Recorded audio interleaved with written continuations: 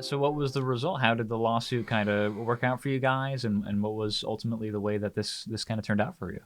Well, it was recommended that we go for a preliminary injunction, Hmm. which is shutting down the courts. Mm. And we took our evidence, we took our sound data, we took our sound study, presented it to a judge, and Jonathan sort of wrapped it up in with the violations, the violations of the local ordinance, and state laws which are being broken, and we were able to get that preliminary injunction. Hmm. And the town wanted to have that preliminary injunction dismissed, and that was denied by a second judge. So an injunction shows the likelihood of success if you go to trial.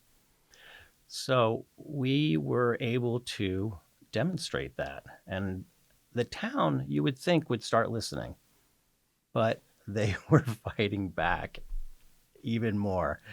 And I gotta hand it to them because it is a very it's like a pitchfork and torch mob that shows up at these meetings. Let me tell you something. So this is not a fair fight. If you have a problem with a neighbor, you have a problem with a barking dog, you have a problem with putting on a deck on your house, you're going to go to town hall and you're going to quarrel with the leadership. You're going to quarrel with the codes, right? Hmm. Planning So, board. mhm.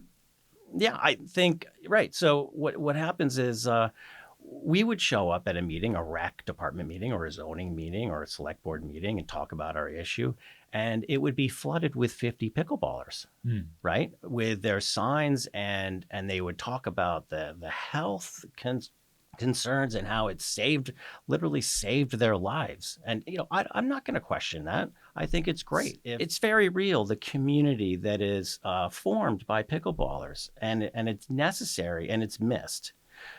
But at what cost? How much noise can you make uh, before it's a hindrance to people's right to their peaceful enjoyment of their property?